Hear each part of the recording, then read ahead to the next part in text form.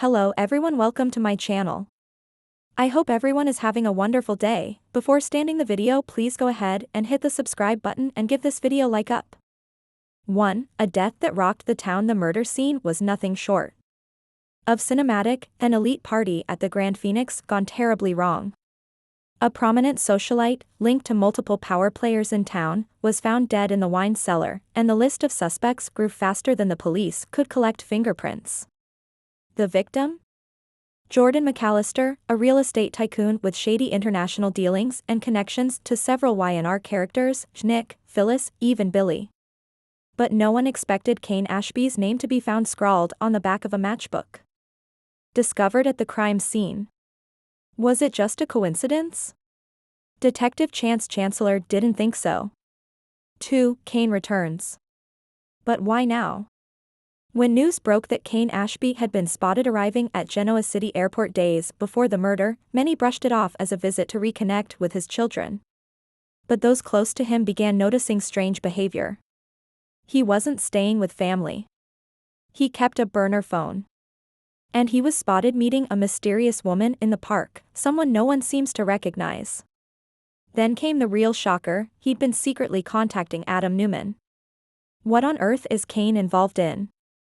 And why has he returned so quietly to a city that once exiled him after a scandal involving Katherine Chancellor's will? 3. The will. Reopened? Whispers have begun circulating that Katherine Chancellor's will, the very same document that caused a seismic shift in Genoa City's fortune lines years ago, has resurfaced with new amendments. This time, it names Jordan McAllister as a silent trustee, and Kane Ashby as the sole executor. Wait, what? Sources close to Chancellor-Winters suggest a hidden clause in Katherine's revised will was never properly filed with the courts, but somehow made its way to Jordan. This opens up a storm of speculation. Was Jordan using the document to blackmail Kane? Or did Kane uncover something about Jordan that got the man killed? Either way, it adds weight to the theory that Kane may not be just a visitor, he may be a central figure in a cover-up decades in the making. 4. Lily's dilemma, torn between loyalty and truth. No one is more shaken than Lily Winters, Kane's former wife and mother to his children. Despite everything, there's a part of her that still believes in Kane's goodness. But when Chancellor-Winters' documents mysteriously disappear, and surveillance shows Kane in the building after hours, Lily is forced to face a terrifying thought: what if the man she once loved is capable of murder? Even more disturbing is her recent visit from Amanda Sinclair, who has reason to believe that someone from inside Chancellor-Winters tampered with financial records to hide funds linked to Jordan's offshore accounts. If Kane had access to those files, is that the real reason he's back? 5. Victor's involvement. Mastermind or manipulated, the mustache never misses a beat. Victor Newman has reportedly launched a private investigation into the murder, not out of charity, but because Jordan had investments entangled with Newman Enterprises and Kane. He once worked with Tucker McCall, another Newman adversary. Could Victor be pulling strings to expose Kane, or is he trying to use him? Nikki was overheard telling Victoria that Victor believes Kane is a pawn with potential, a term he rarely uses lightly. Is he planning to flip Kane into an asset for his empire? Or is he merely watching him self-destruct to protect the Newman dynasty? 6. The secret tapes, truth caught on camera. In a shocking twist, tech-savvy Faith Newman uncovered encrypted surveillance footage on an old server at Newman Media. The footage? A blurry video showing an intense confrontation between Jordan and a man that appears to be Kane Ashby, just hours before the murder. Voices are muffled, but the tone is threatening. And in the final seconds of the footage, Jordan can be heard yelling, "You think you can bury this? You'll go down with me." The footage cuts to black. Is this the smoking gun? Or is it being used to paint Kane into a corner he may not be able to escape? 7. Colin's shadow, like father, like son. Let's not forget Kane's father, Colin Atkinson, one of Y&R's most devious con artists. Colin may be gone, or is he? But his legacy of manipulation, forgery, and criminal cunning still haunts Kane's reputation. Many in town are beginning to wonder, is the apple truly far from the tree? Could Kane be stepping into his father's shoes as a con man playing a long game of revenge?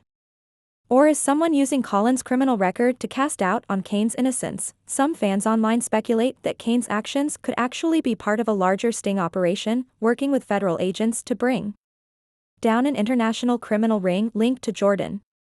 But if that's true, why hasn't he told anyone? 8. Traci's discovery, a journal with clues. In one of the most heart-wrenching developments, Traci Abbott, researching old Chancellor family archives for her latest novel, uncovered a journal entry that might change everything. Katherine once wrote, "There are those around me I love but don't fully trust. Secrets are weapons, and I fear Kane is carrying one." Though vague, it gives new weight to the idea that even the great Katherine Chancellor harbored doubts about Kane's motives. Was she protecting him, or trying to warn others? 9. The public turns, media frenzy and Genoa City gossip. Local media outlets like GC Buzz are running wild with speculation. One headline even read, "Ashby assassin? Former Chancellor heir tied to shocking murder." It's gone viral, prompting protests outside Chancellor-Winters and even calls for a corporate board review. Kane, now publicly outed as a suspect, has refused to speak to reporters, which only fuels the rumors. Meanwhile, conspiracy forums are flooded with theories, some claiming Kane faked his own death years ago, others accusing him of being a deep-cover operative for the Australian government. Wild? Yes. But in Genoa City, nothing is ever too far-fetched. 10. The final clue, a letter never meant to be read. As the week draws to a dramatic close, fans were left stunned with one final twist. Esther Valentine, yes, sweet, loyal Esther, found a sealed envelope hidden behind a photo in the Chancellor mansion. The letter was addressed to Jill Abbott. Written in Katherine's shaky hand, it reads, "If you're reading this, then the lie has finally come to light. I tried to protect Kane. I wanted him to rise above the darkness that raised him. But in giving him too much, I may have doomed us all. Forgive me." So, what does this all mean for Kane Ashby? Is he truly involved in Jordan's murder? Or is he another victim in a web of deceit stretching back decades? As the young and the restless fans cling to the edge of their seats, one thing is clear: this murder mystery is far from over, and Kane Ashby is at the heart of it, whether he wants to be or not.